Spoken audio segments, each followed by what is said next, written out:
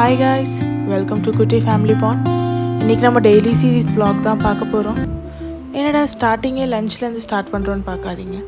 இன்றைக்கி டேரெக்டாக லஞ்ச் தான். மார்னிங் பிரேக்ஃபாஸ்ட் சிம்பிளாக முடிச்சுட்டு லஞ்சுக்கு ஸ்டார்ட் பண்ணிட்டோம். இன்றைக்கி கொஞ்சம் வெளியில் போகிற வேலையும் இருந்ததுனால சீக்கிரமாக லஞ்ச் முடிச்சுட்டு கிளம்பலான்னு பார்த்தோம். லஞ்சுக்கு இன்றைக்கி பிரியாணி தான் டிசைட் பண்ணியிருந்தோம். ஸோ கொஞ்சம் சிக்கன் எடுத்திருக்கோம். அந்த சிக்கன்லேயே பிரியாணியும் பண்ணிவிட்டு நைட்டும் கொஞ்சம் கிரேவி பண்ணிடலான்னு ரெண்டாக ஸ்ப்ளிட் பண்ணியாச்சு. ஸோ பிரியாணிக்கு ஆஸ் யூஷுவல் பட்டை லவங்கம் போட்டு நல்லா தாளிச்சிட்டு வெங்காயம் நல்லா ப்ரௌனாக வரைக்கும் நல்லா வதக்கிட்டு கொஞ்சம் தக்காளி இஞ்சி பூண்டு பேஸ்ட் கர்ட் புதினா கொத்தமல்லி பச்சை மிளகா இதெல்லாம் சேர்த்து நல்லா வதக்கிக்கோங்க. அப்புறம் மசாலாவும் ஆயிலே போட்டுக்கோங்க. நான் ஆல்ரெடி சொன்ன மாதிரி மசாலாவை ஆயிலே லைட்டாக ஃப்ரை பண்ணால் கலர் நேச்சுரலாக உங்களுக்கு வரும் பிரியாணிக்கு.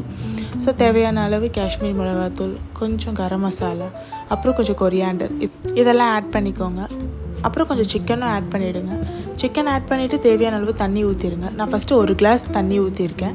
இது கொஞ்சம் நல்லா கொதி வரட்டும், ஏன்னா சிக்கன்லேருந்து தண்ணி விடும். ஸோ அதை பார்த்துட்டு நம்ம ஊற்றிக்கலாம். கொஞ்சம் நல்லா கொதித்து வந்தோடனே சால்ட் ஆட் பண்ணி டேஸ்ட் பாருங்கள். உங்களுக்கு இப்போ சப்போஸ் சால்ட் இன்னும் எக்ஸ்ட்ரா வேணுன்னா நீங்கள் இப்போ இந்த ஸ்டேஜில் ஆட் பண்ணிக்கலாம். ஸோ நல்லா கொதி வந்தோடனே ரைஸ் ஆட் பண்ணிக்கோங்க. அதில் ரைஸ் ஆட் பண்ணிவிட்டு லைட்டாக பாயில் ஆகிற ஸ்டேஜில் இப்போ தண்ணி எவ்வளோ வேணுமோ நீங்கள் எக்ஸஸாக வேணும்னா ஊற்றிக்கலாம். கரெக்டாக அந்த ரைஸ் மூழ்கிற அளவுக்கு ஊற்றினா கூட கரெக்டாக இருக்கும். ஒரு 10 மினிட்ஸ் ஹை ஃப்ளேமில் வச்சுட்டு ஒரு 15 மினிட்ஸ் லோ ஃப்ளேமில் வச்சிங்கன்னா பிரியாணி ரெடி ஆகிடும். ஸோ நான் ஆஸ் யூஷுவல் சொன்னேன் இது போல் இன்றைக்கி கொஞ்சம் வெளில போகிற வேலை இருக்குது. ஸோ கிளம்பிட்டோம் ஃபேமிலியோட. சரவணா ஸ்டோர்ஸ் தான் வந்திருக்கோம்.